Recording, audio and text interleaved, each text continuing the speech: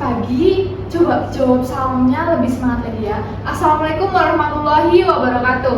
Waalaikumsalam warahmatullahi wabarakatuh. Ya, terima kasih. Ada yang masih ngantuk?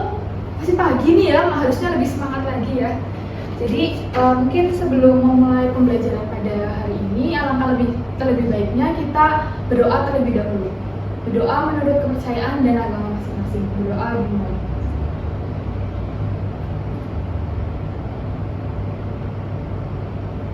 Selesai. Hari ini apakah ada yang tidak berangkat? Ada Ibu. Ibu absen dulu ya.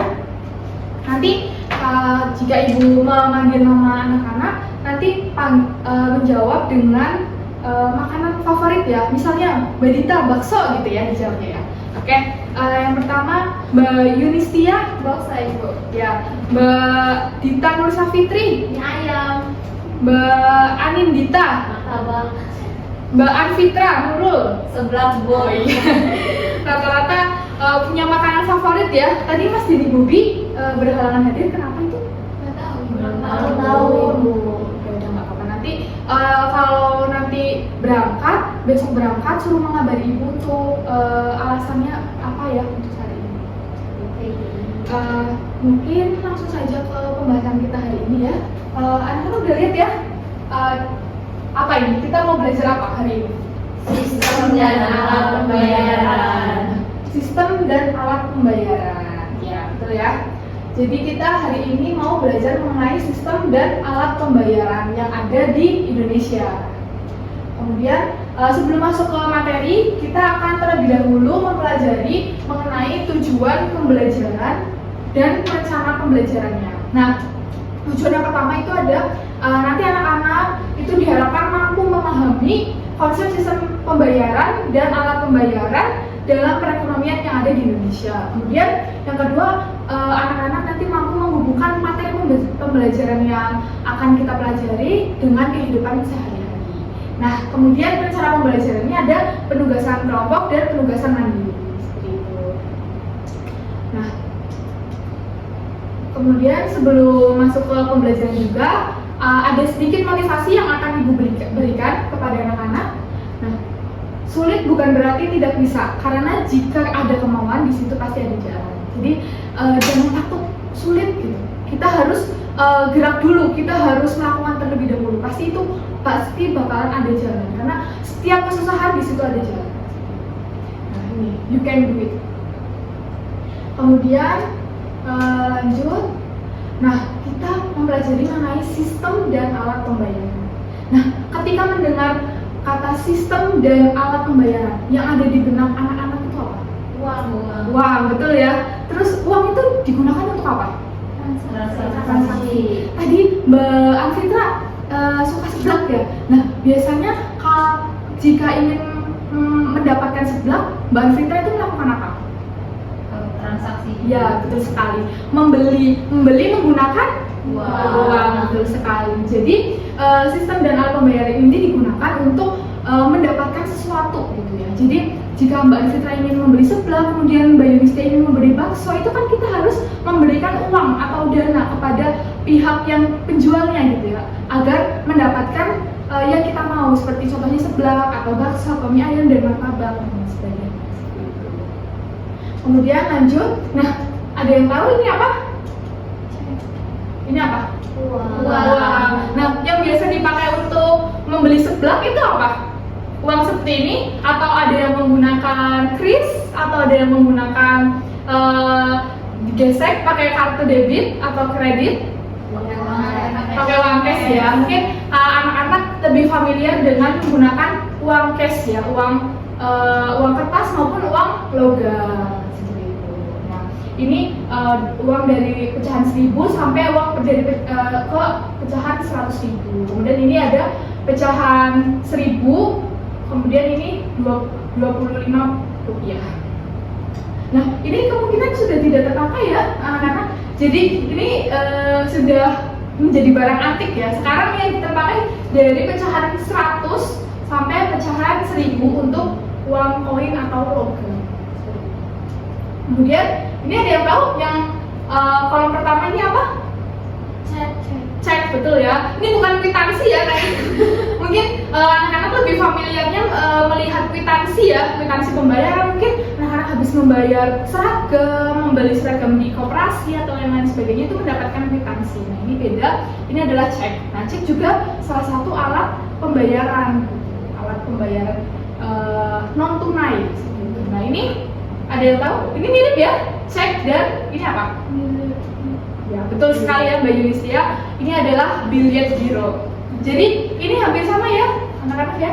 Ini hanya membedakannya ini dari kertas ini tuh hanya dibedakan dari segi peletakan dan lain sebagainya. Seperti itu. Kemudian selanjutnya ada ini. Ada yang pernah melihat punya ibu, punya bapak, atau ada yang punya kartu debit dan kredit ini? Punya ibu. Punya siapa yang punya? Tunjuk tangan. Saya Bu.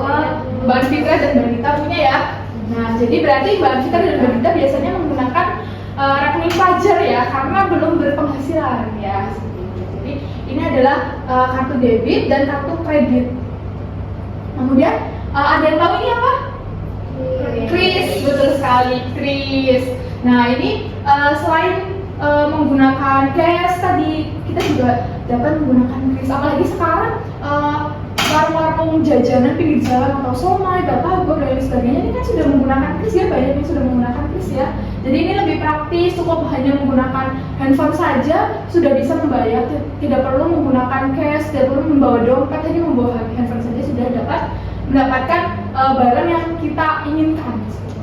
Kris. Kemudian ini ada yang biasa pakai ini, Dana, OVO, GoPay, Aja, ShopeePay. Pakai. Biasanya ada yang sering belanja online di Shopee. Iya ya, biasanya pakai ini juga ya, ShopeePay gitu ya. Terus dari OVO, kemudian Dana sering ya menggunakan yang membeli pulsa dan lain sebagainya. Nah, ini sangat memudahkan ya, yang online seperti ini sangat memudahkan kita ya. Kemudian ini ya, tadi ketika kita sudah mempunyai kartu kredit maupun kartu debit, biasanya kita juga menggunakan ini namanya mobile banking. Nah, jadi ada dari masing-masing bank mempunyai mobile banking, ada BCA Mobile, kemudian Livin dari Mandiri, kemudian BNI Mobile. BNI sudah berganti menjadi Wonder. Mungkin anak-anak tahu ya yang warna oranye gitu, itu namanya Wonder dari BNI. Ini produk baru. Kemudian BSI Mobile, ini Go Mobile, Bank Jatim dan lain sebagainya. Kemudian ada Bank Jago dan lain sebagainya, banyak sekali ya teman-teman bank ini. Kemudian, nah kita langsung masuk ke pengertian sistem pembayaran. Nah, sistem pembayaran adalah sistem yang mencakup seperangkat aturan, lembaga dan mekanisme yang digunakan untuk melaksanakan pemindahan dana. Jadi melakukan pemindahan dana dari kita untuk misalnya membeli bakso. Jadi melakukan pemindahan yang tadinya dana itu milik kita dipindahkan kepada penjual bakso tersebut. Nah, guna untuk memenuhi suatu kewajiban yang timbul dari suatu kegiatan ekonomi. Nah, kewajiban ini tuh contohnya kita membeli bakso kan harus membayar ya, wajib untuk membayar, tidak mungkin tidak membayar ya, diwajibkan untuk membayar. Nah, itu kewajibannya. Karena kalau kita ingin mendapatkan bakso tersebut, ya kita kewajiban kita harus membayar. Nah, dari pengertian sistem pembayaran ada yang mau ditanyakan teman-teman? Cukup ya, jelas ya? Baik. Kita lanjutkan. Kemudian peran Bank Indonesia dalam sistem pembayaran. Nah, ini ada beberapa peran ya anak-anak. Ini ada 5. Nah, kira-kira dari regulator, perizinan, pengawasan, operator dan fasilitator ada nggak yang anak-anak mungkin ketahui maknanya seperti itu? Salah satu ada? Nah, baik. Ibu bantu ya. Jadi regulator, kemudian perizinan, pengawasan, operator dan fasilitator ini adalah peran dari Bank Indonesia dalam sistem pembayaran. Nah, contohnya sekarang regulator. Nah, regulator adalah peran Bank Indonesia sebagai pembuat peraturan atau yang membuat aturan kepada bank-bank umum. Tadi kan ada ya bank-bank umum, contohnya Bank Mandiri, terus Bank BRI, Bank BCA, Bank BNI dan lain sebagainya, itu adalah bank umum. Nah, kemudian regulator ini adalah dilakukan oleh Bank Indonesia untuk memberi aturan kepada bank-bank umum ketika melaksanakan tugasnya mungkin ya, melaksanakan pekerjaannya seperti itu. Kemudian perizinan. Nah, ini perizinan, misalnya bank-bank umum ini ingin melakukan atau mengeluarkan fitur baru dalam sistem pembayaran, contohnya kris, kemudian dan lain sebagainya. Ini perlu perizinan dari Bank Indonesia. Jadi ketika memunculkan fitur-fitur baru tentang sistem pembayaran ataupun tentang layanan-layanan lainnya, itu diperlukan perizinan dari Bank Indonesia. Kemudian ada pengawasan. Jadi Bank Indonesia itu bertugas untuk mengawasi bank-bank umum yang ada di Indonesia.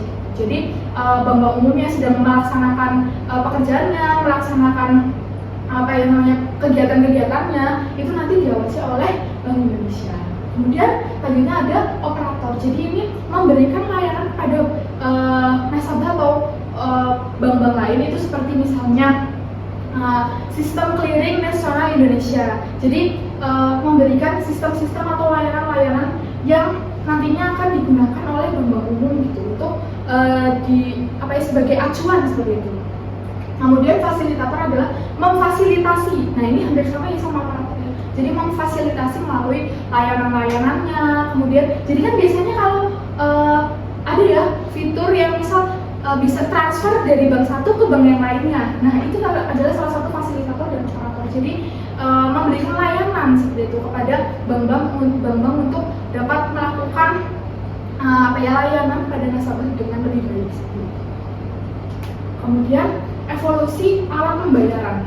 Nah, ini alat pembayaran itu sudah berevolusi ya dari zaman dahulu sampai zaman sekarang. Nah, evolusi pertama itu alat pembayaran dengan sistem barter. Ada yang tahu barter itu apa?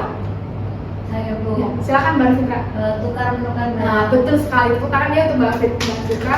Ya, jadi barter ini adalah sistem pertukar-menukar. Jadi zaman dahulu itu belum mengenal uang ya. Jadi mereka menggunakan barter. Jadi mereka misalnya Mbak Fitra mempunyai singkong dan Mbak Yunistia memiliki beras. Dan mungkin Mbak Yunistia ingin singkong tersebut, jadi menukarkan beras dengan singkong seperti itu ke Mbak Anfitra. Nah, namun barter ini itu harus dengan perjanjian atau kesepakatan dari dua belah pihak, nggak boleh memaksakan kehendak gitu.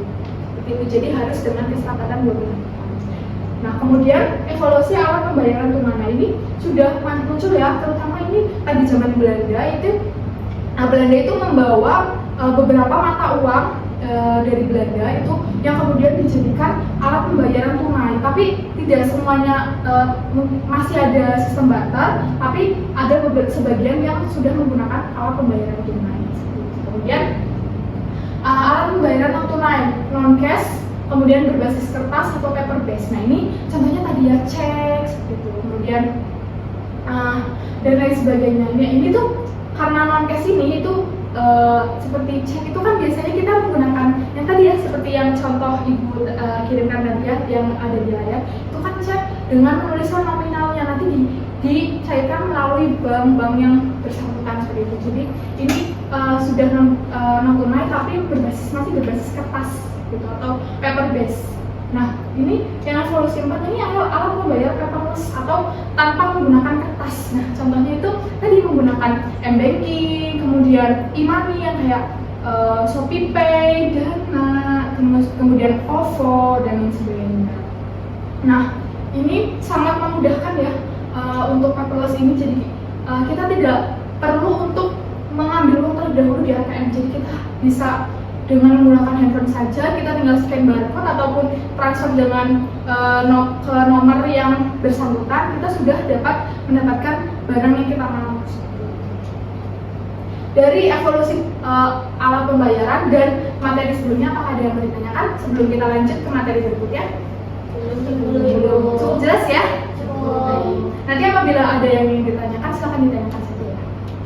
Kemudian lanjut ke syarat-syarat uang. Nah, uang ini memiliki syarat-syarat. Jadi uang itu tidak semua barang yang berbentuk kertas dan ada logonya, ada gambarnya segala macam itu tidak mesti harus dijadikan uang. Tidak bisa seperti itu. Jadi kita memiliki syarat-syarat untuk uang tersebut seperti itu. Jadi contohnya ini tidak mudah rusak. Nah, ada yang punya uang kertas. Nah, ini uang kertas seperti ini ya. Nah, uang ini biasanya menggunakan, kalau di Indonesia itu menggunakan kertas yang sudah anti air. Jadi ketika kertas tersebut terkena air, kemudian basah atau dan lain sebagainya, itu tidak robek. Jadi sudah didesain sedemikian rupa agar uang tersebut itu kuat gitu, tahan lama dan tidak mudah rusak gitu. Jadi kan biasanya ada ya yang mungkin ditekuk-tekuk seperti itu ya. Nah, itu tidak rusak seperti itu. Kemudian ada diterima oleh umum. Nah, jadi uang ini tuh harus diterima oleh umum. Nah, kita tidak boleh menggandakan uang sendiri ya. Jadi itu tidak diterima oleh umum ya. Jadi ini kita harus yang sudah disepakati oleh umum dan sudah disepakati oleh Bank Nasional Indonesia. Jadi kita harus menggunakan alat tukar atau uang yang diterima oleh umum. Jadi kemudian mudah disimpan dan mudah dibawa. Nah, ini uang mudah disimpan ya, diletakkan di dompet atau di saku baju, di saku celana, kemudian mudah dibawa-bawa dan ringan ya, dan mungkin bisa diletakkan di dalam buku dan lain sebagainya, kan sangat mudah dan sangat ringan dan mudah dibawa-bawa gitu ya. Kemudian selanjutnya sifatnya sama dan saling mengganti. Nah, misalnya uang Rp1.000 dengan uang Rp2.000 ini kan sifatnya sama, cuman nominalnya yang berbeda. Dan misalnya uang 1.000 ada 2 dengan 1.000 ada 2.000 ada 1, ini kan sama ya. Nah, ini saling mengganti. Jadi misalnya tidak ada 2.000-an 1 bisa menggunakan 1.000-an 2. Nah, jadi saling mengganti, namun nominalnya yang berbeda.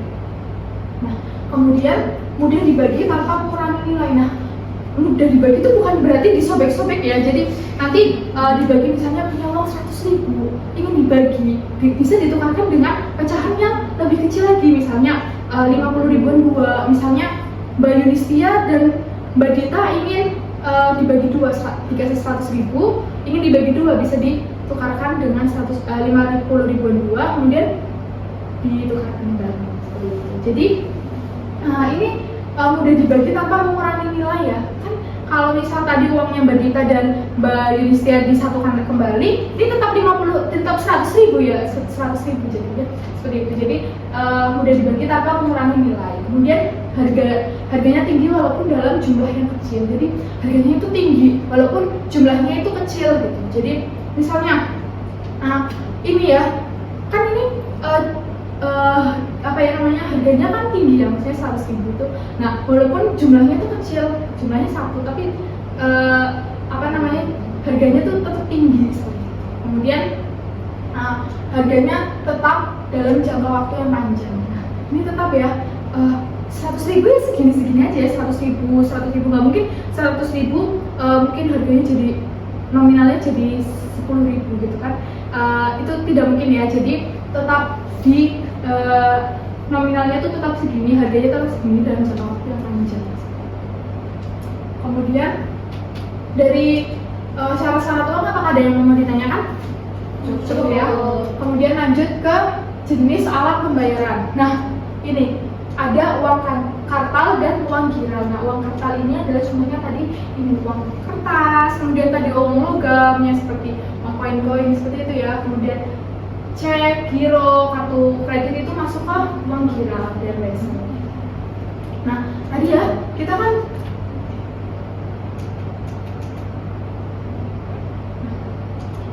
sebentar ya. Nah, tadi kan kita sudah mempelajari mengenai ini ya.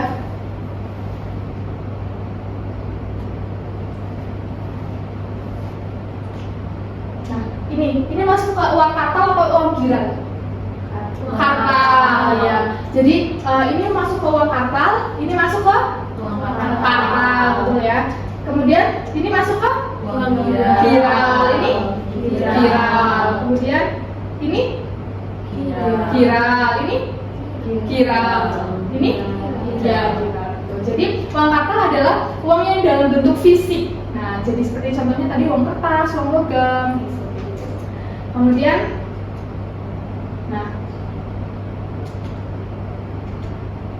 kemudian ini pengelolaan uang rupiah oleh Bank Indonesia. Jadi kegiatan pengelola uang rupiah itu mencakup ada perencanaan, kemudian pencetakan, pengeluaran, pengedaran, pencabutan, dan penarikan serta pengusahaan uang. Nah, yang dimaksudkan perencanaan adalah merencanakan. Mungkin tadinya uang 100.000 itu desainnya tidak seperti ini. Ini uang 100.000 baru ya anak-anak. Nah, jadi contohnya ada uang 100.000 dan 50.000 yang mungkin yang desainnya baru gitu. Mungkin ingin menampilkan gambar pahlawan yang baru, mungkin ingin menampilkan kebudayaan yang baru. Nah, itu kan perlu direncanakan desainnya bagaimana, kemudian nominalnya berapa dan lain sebagainya. Ini jadi mencakup tugas perencanaan. Kemudian pencetakan. Jadi pencetakan, ada yang tahu pencetakan uang itu gimana? Di perum peruri. Ya betul, perum peruri. Nah, nggak apa-apa ya buat kita sudah mencoba ya. Jadi pencetakan, kemudian perum peruri ini juga dibawahi oleh Bank Indonesia. Kemudian pencetakan. Nah, pencetakan ini dicetakkan secara massal gitu ya. Jadi tidak cuma satu atau dua gitu, secara massal. Kemudian pengeluaran, dikeluarkan uang tersebut. Contohnya ada yang punya uang 75.000 yang kemarin memperingati ulang tahun ke-75 RI. Namanya Bu. Iya punya kan. Jadi ini tuh melalui sistem perencanaan, kemudian pencetakan, terus kemudian pengeluaran, dikeluarkan. Itu kan terbatas ya, tidak terus-terusan diproduksi, jadi itu terbatas. Kemudian pengedaran diedarkan ke semua masyarakat melalui bank-bank umum seperti itu. Kemudian pencabutan ini apabila sudah dirasa tidak pas gitu, jadi sudah tidak relevan gitu. Misalnya tadi pecahan 25 perak gitu, kan itu sudah tidak dipakai lagi ya, jadi ini dilakukan proses pencabutan. Nah, kemudian dan yang terakhir ada penarikan. Nah, pencabutan kemudian penarikan serta pemusnahan uang rupiah tersebut, dimusnahkan karena takutnya itu disalahgunakan. Kemudian dari pengelolaan uang rupiah oleh Bank Indonesia, apakah ada yang ingin ditanyakan? Cukup? Baik, cukup ya. Ibu lanjutkan, kemudian kita menonton video terlebih dahulu.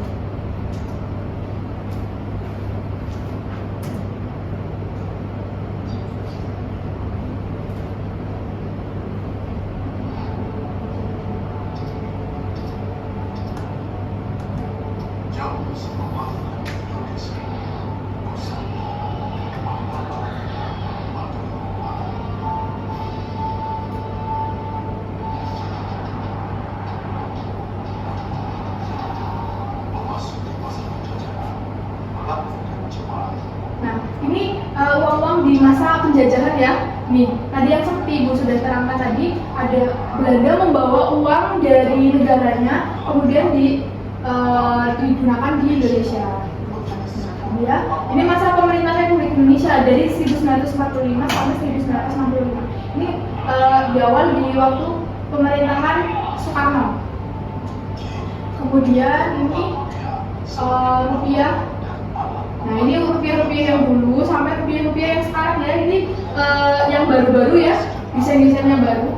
Jadi desain rupiah itu selalu terupgrade ya, terbarui, diperbarui. Nah, ini ya ada tadi tokohnya. Jadi di sini ada tokohnya ya. Tokohnya itu dari pahlawan kita tokohnya. Kemudian ada kebudayaannya, ada nominalnya, kemudian di sini ada benang. Nah, ini tuh untuk sebagai pembeda antara uang palsu dan uang yang asli. Nah, ini ya, uang peringatan kemerdekaan. Nah, ini ada uang 25 tahun, kemudian 45 tahun, 50 tahun, kemudian tadi ada 75 tahunnya uang kertas ya. Nah, ini uang dari zaman dulu. Ini desain-desainnya berubah-ubah ya, warna-warni juga. Ini rata-rata bergambar pahlawan ya. Ada gambar Soekarno, kemudian ini ada Juanda Kartajaya, kemudian dan lain sebagainya. Nah, ini rata-rata menggunakan gambar pahlawan. Kemudian sebelum kesimpulan, apakah ada yang mau ditanyakan terlebih dahulu? Paham ya anak-anak? Nah, jadi kesimpulan dari pembahasan kita adalah sistem pembayaran ini mencakup aturan dan mekanisme untuk pemindahan dana dibagi menjadi uang tunai dan non tunai. Nah, kemudian Bank Indonesia berperan sebagai regulator, kemudian perizinan, kemudian pengawasan, operator, fasilitator, kemudian evolusi alat pembayaran juga beralih dari uang barter, kemudian uang tunai, kemudian uang berbasis kertas, kemudian uang paperless dan lain sebagainya. Kemudian uang juga harus diterima, mudah ditukar, sulit didapat, dan fungsi utamanya sebagai alat tukar, satuan hitung dan penyimpanan kekayaan. Nah, Bank Indonesia mengelola uang rupiah dengan perencanaan, pencetakan, pengamanan menggunakan berbagai metode deteksi. Thank you. Nah, mungkin anak-anak sudah lebih mengetahui ya tentang sistem dan alat pembayaran. Nah, kemudian untuk mengetes anak-anak apakah sudah benar-benar memahami, mungkin dibagi menjadi 2 kelompok ya, bisa berhitung dari Mbak Anindita. 1, 2, 1. Nah, baik. Mungkin nanti kelompok 1 di sebelah kiri saya, kemudian kelompok 2 di sebelah kanan saya. Nah, jadi kita bermain. Ada yang tahu ini apa? Ya, betul sekali ya. Ini ajaib. ya betul. Nanti anak-anak mengambil setiap kelompok mengambil 2 buah barang atau benda yang ada di kantong ajaib Doraemon. Nah, mungkin bisa salah satu perwakilan mengambilkan ini terlebih dahulu, kemudian nanti didiskusikan bersama teman-teman di dalam kelompoknya. Silakan kelompok 1 dan kelompok 2.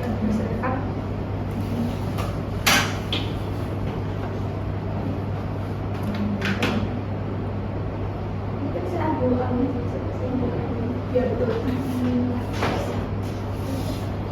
Langsung dibaca, Bu. Boleh? Mungkin dari kelompok 2 dipersilakan maju, bisa? Kelompok 2 itu. Oh, kelompok 1 dipersilakan.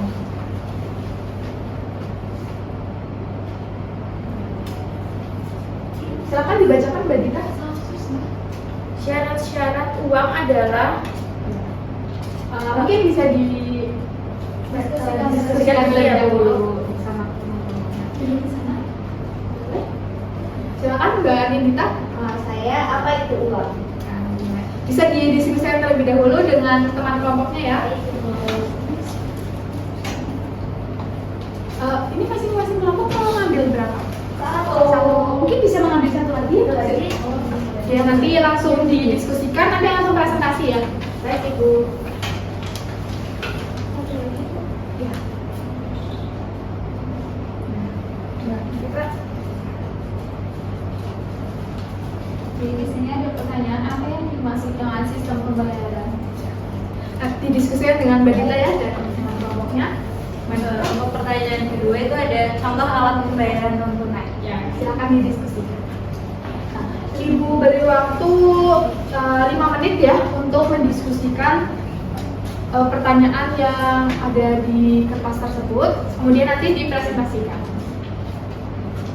Mungkin anak-anak bisa melihat catatan yang tadi sudah Ibu terangkan ya, itu materi semua sudah Ibu terangkan tadi ya di depannya. Tadi juga tidak ada pertanyaan, berarti mungkin anak-anak lebih paham ya mengenai sistem dan alat pembayaran. Oh Yudhistian bagaimana? Ada yang ingin ditanyakan? Mudah ya? Mudah? Bagaimana mudah atau sulit? Sulit, Ibu. Saya mudah, Ibu, soalnya pengertian uang. Oh iya. Nah, ada yang mudah, ada yang sulit ya? Ibu yang keluar dari Ayo dibuka lagi catatannya ya. Dibuka kembali catatannya. Tadi sudah diterangkan di PowerPoint. Nanti PowerPoint akan Ibu kirimkan di grup WhatsApp ya untuk dipelajari anak. Baik, Bu. Karena waktunya sudah habis, apakah ada yang mau maju ke depan? Saya. Ayo switch dulu atau mau salah satu nih maju? Ya, silakan. Dulu. Ya, silakan Mbak Dita. Jadi pertanyaannya apa itu uang?